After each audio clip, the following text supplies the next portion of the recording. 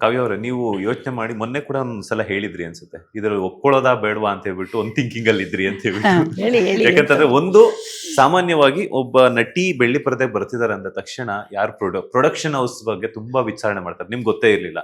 So ಅಂತದ್ರಲ್ಲಿ ನೀವು think ಮಾಡೋದ್ರಲ್ಲಿ ಕರೆಕ್ಟ್ ಇದ್ದೇ ಇರುತ್ತೆ. ಯಾಕಂತಂದ್ರೆ ಹೆಂಗಿರುತ್ತೋ, ಯಾವ ತರ ಇರುತ್ತೋ, ಹೆಣ್ಮಕ್ಳಿಗೆ ಸೇಫ್ಟಿ ಆಗಿರುತ್ತಾ ಇಲ್ವಾ ಅಂತ ಹೇಳ್ಬಿಟ್ಟು ಎಲ್ಲಾನು ಯೋಚನೆ ಮಾಡ್ಬೇಕಾಗುತ್ತೆ.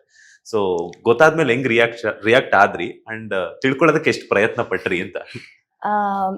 ಅಂದ್ರೆ ಇದಕ್ ಮುಂಚೆ ನಾನು ಸೀರಿಯಲ್ ಮಾಡ್ತಿದ್ದಾಗ ಬೇರೆ ಸಿನಿಮಾ ಅಂತ ಕಾಲ್ ಬಂದಾಗೆಲ್ಲ ನಾನು ಯೋಚನೆ ಮಾಡ್ದೆ, ಇಲ್ಲ ಸರ್ ಮಾಡಲ್ಲ ಅಂತ ಆ ಥರನೇ ಹೇಳ್ತಾ ಇದ್ದೆ. ಯಾಕಂದ್ರೆ ಹೇಳಿದ್ನಲ್ಲ, ಆ ಕಾನ್ಫಿಡೆನ್ಸ್ ಆಗಲಿ ಅಥವಾ ಮಾಡಬೇಕು ಅನ್ನೋ ಒಂದು ಮೈಂಡ್ ಸೆಟ್ ಅಲ್ಲಿ ಇರಲಿಲ್ಲ ನಾನು.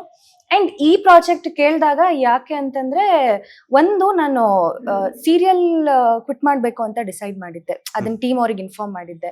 ಅದು ವೇಟಿಂಗ್ ಪೀರಿಯಡ್ ಅಲ್ಲಿ ಇದ್ದೆ, ಅಂದ್ರೆ 3 months ನಾನು ಮುಂಚೆನೆ ಇನ್ಫಾರ್ಮ್ ಮಾಡಬೇಕು. ಸೊ ಆ ವೇಟಿಂಗ್ ಪೀರಿಯಡ್ ಅಲ್ಲಿ ಇದ್ದೆ. ಇವ್ರು ಇಮಿಡಿಯೇಟ್ ಶೂಟ್ ಹೋಗ್ಬೇಕು ಅನ್ನೋ ಪ್ಲಾನ್ ಅಲ್ಲಿ ಇದ್ರು. ಸೊ ಏನ್ ಮಾಡೋದು ಇವಾಗ, ಮತ್ತೆ ನನ್ನ health condition I was not well ಅವಾಗ. ಆ ಕನ್ಫ್ಯೂಷನ್ ಇದೆ. ಜೊತೆಗೆ ಸಿನಿಮಾ ಜನ ನನ್ನನ್ನ ಸಿನಿಮಾದಲ್ಲಿ ಒಪ್ಕೊಂತಾರ ಅನ್ನೋ ಒಂದು, ಬಿಕಾಸ್ ಸಾಕಷ್ಟು ಜನ ಸ್ಮಾಲ್ ಸ್ಕ್ರೀನ್ ಇಂದ ಬಿಗ್ ಸ್ಕ್ರೀನಿಗೆ ಬಂದು ಆ ಅಕ್ಸೆಪ್ಟೆನ್ಸ್ ಇಲ್ಲದೆ ನೆಕ್ಸ್ಟ್ ಏನ್ ಮಾಡ್ಬೇಕು ಅನ್ನೋ ಒಂದು ಗೊಂದಲದಲ್ಲಿ ಇರ್ತಾರೆ. ಸೊ ನಾನು ಅದೇ ಯೋಚನೆಯಲ್ಲಿ ಅಕ್ಸೆಪ್ಟ್ ಮಾಡ್ತಾರಾ ಇಲ್ವಾ, ಮಾಡೋದಾ ಬೇಡ್ವಾ. ಮತ್ತೆ ಪ್ರೊಡಕ್ಷನ್ ಹೌಸ್ ಸರ್ ಹೇಳ್ತಿಲ್ಲ ಯಾವ ಪ್ರೊಡಕ್ಷನ್ ಹೌಸ್ ಅಂತ ಕೇಳಿದಾಗ, ಒಂದು ತುಂಬಾ ಒಳ್ಳೆ ಪ್ರೊಡಕ್ಷನ್, ತುಂಬಾ ದೊಡ್ಡ ಪ್ರೊಡಕ್ಷನ್, ನಾನು ಇವಾಗ ರಿವೀಲ್ ಮಾಡೋಂಗಿಲ್ಲ, ಬಟ್ ಹೇಳ್ತೀನಿ ನಿಮಗೆ ಅಂತ ಹೇಳಿದ್ರು. ಸರಿ ಆಯ್ತು, ಒಂದ್ಸಲ ಕತೆ ಕೇಳಿ ಅಂತಂದ್ರು. ಹೋದೆ, ಕತೆ ಕೇಳ್ದೆ.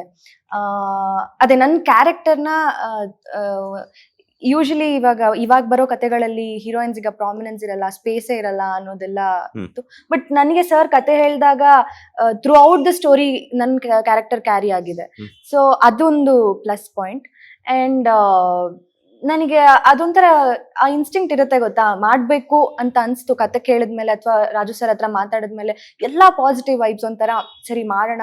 ಇಲ್ಲ ಅನ್ನೋದಕ್ಕೆ ನನ್ನ ಹತ್ರ ಏನಂತಾರೆ ರೀಸನೇ ಇರ್ಲಿಲ್ಲ, ಇಲ್ಲ ಅಂತ ಹೇಳಕ್ ರೀಸನ್ ಇರ್ಲಿಲ್ಲ.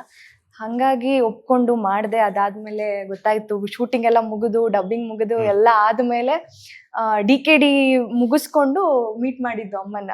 ಅಮ್ಮ ಹೇಳ್ತಿದ್ರು, ನೋಡ್ದೆ DKD ವಿನ್ ಆಗಿದ್ಯಾ, ವಿನ್ ಆಗಿದ್ದಕ್ಕೆ ಸರಿ ಹೋಯ್ತು, ವಿನ್ ಆಗಿಲ್ಲ DKD ಹೋದಾಗ ಇವ್ರಿಗೆ ಬೈದೆ, ರೀ ನಮ್ ಒಳ್ಳೆ ಬ್ಯಾನರ್ ಅಲ್ಲಿ ಹುಡುಗಿ ಕೆಲಸ ಮಾಡ್ಬಿಟ್ಟು ಮತ್ತೋಗ ಟಿವಿಲಿ ಕೂತ್ಕೊಂಡಿದಾರಲ್ಲ ಇವ್ರು ಯಾಕೆ ಅಂದೆ.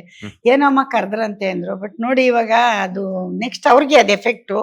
ಮತ್ತೆ ಜನ ಎರಡ್ ಕಡೆನೂ ನೋಡಲ್ಲ ಅವ್ರನ್ನ. ಸರಿ ಡಿಸಿಷನ್ ತಗೋಬೇಕು, ಸರಿ ಆದಷ್ಟು ಬೇಗ ಕರ್ದೆ ಹೇಳ್ಬಿಡೋಣ ಅಂತ ಅವಾಗ ಡಿಸೈಡ್ ಮಾಡಿದೆ. ಆಮೇಲೆ ಹೇಳಿದ್ರು, ನೀನ್ ವಿನ್ ಆಗಿದ್ದಕ್ಕೆ ನಾನು ಸುಮ್ನೆ ಅದೇ, ಇಲ್ಲ ಅಂದ್ರೆ ಎಲ್ಲರಲ್ಲೂ ನೀನ್ ಒಬ್ಳಾಗ್ಬಿಡ್ತಾ ಇದ್ದೆ. ಲೇಟೆಸ್ಟ್ ಹಾಗೂ ಇಂಟ್ರೆಸ್ಟಿಂಗ್ ಸುದ್ದಿಗಳಿಗಾಗಿ ಬಾಸ್ ಟಿವಿ ಕನ್ನಡ ಚಾನೆಲ್ನ ಸಬ್ಸ್ಕ್ರೈಬ್ ಮಾಡಿ, ಹಾಗೆಯೇ ಬೆಲ್ ಐಕಾನ್ ಪ್ರೆಸ್ ಮಾಡಿ.